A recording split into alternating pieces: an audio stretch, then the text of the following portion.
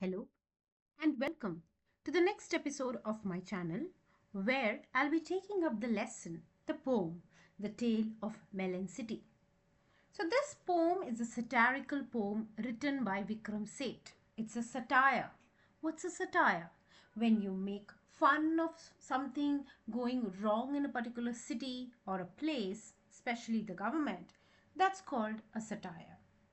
So, The Tale of Melon City by Vikram Seth is a satire about a king, his ministers, and the kingdom. The king has been ironically called lawful and just, but in reality, he stretches justice too far. So, who are the main characters in this poem? We have the king. He has been mockingly portrayed as just and quiet, but in reality, he is not an intelligent person and he did not have any decision taking ability. Because of his foolishness, he and the place had to suffer from dire consequences. Next, the architect. He is a smart person who is able to frustrate the king. Next, the wisest man. He is very old. He can neither walk properly nor see well. He is picked up by the council of ministers to give a wise decision to the king, but unfortunately, the decision given by him was not wise at all. The idiot. He is a man of low intelligence and does not act rationally. His advice is asked for choosing the king. Without thinking, we will see later in the poem what advice he gives.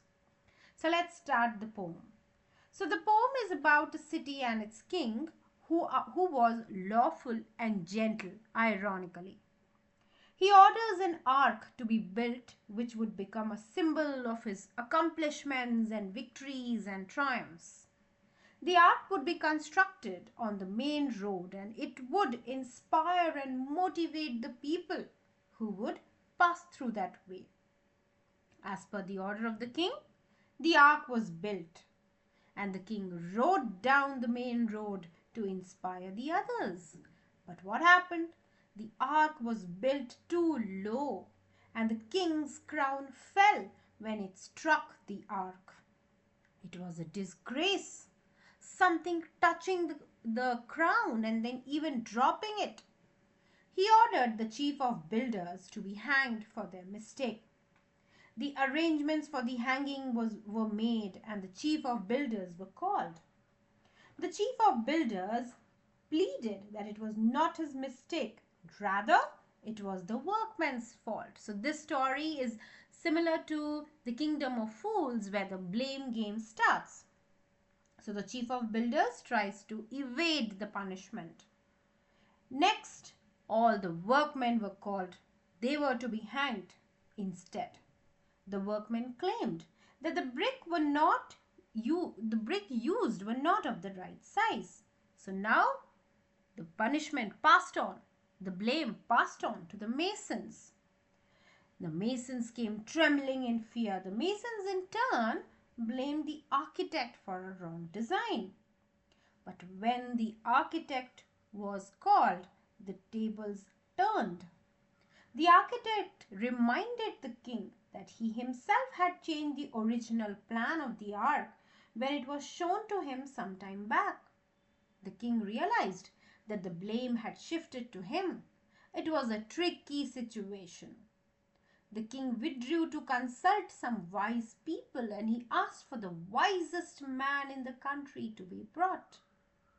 The person who was chosen could not walk or see properly and was carried there by other people. So why do you think such a man was chosen to be the wisest? Because ironically, he was the oldest and that's why he was considered to be the wisest.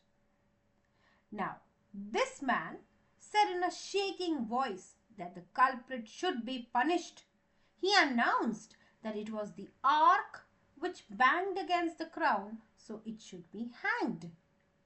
The ark was being taken for the hanging when one of the councillors said that the ark actually touched the royal head with respect. And the king agreed, but the crowd was getting restless and wanted a hanging. Now, perceiving the situation that the crowd is getting restless, the king ordered that someone must be hanged, guilty or not. So the loop of rope was set up quite high, and each man was measured to its height. Only one man was tall enough to reach it, and who was it? The king. So the king was hanged, and the ministers heaved a sigh of relief that someone was hanged, or else the crowd might have turned against them. Now, here there is a paradox. Long live the king is dead. So, in one line, only two contradictory. So, they are praising the king because the punishment has been executed, but at the same time, the king is dead. The ministers now faced the dilemma that the country had no king. They followed their old custom and sent out messengers to proclaim that the next person who would pass the city gate would choose the next king. After some time, an idiot passed the gate and the guard stopped him. When they asked him to name the king, who do you think he named it? A melon, because he was fond of melons. After the answer given by that idiot, a melon was made the king of the city. The ministers respectfully carried the melon to the throne and set it down on the king's throne. This happened long ago. If you now ask the people why their king appears to be a melon, they reply that it was a customary choice. It makes no difference to them if their king is a melon because they are happy that there is laissez-faire in their kingdom. What do you mean by laissez-faire? When the government or somebody does not decide to interfere in the proceedings of the things. They let things happen as it is happening. They let the things take its own course. That is called laissez-faire. So people are happy that there is no one to interfere in their work. So how is it a satire? It's a satire on the king who was considered to be very just, very intelligent, very lawful, but he lacked the decision-making ability. And also an idiot who was given the opportunity to choose the king. So I hope you have understood. Thank you.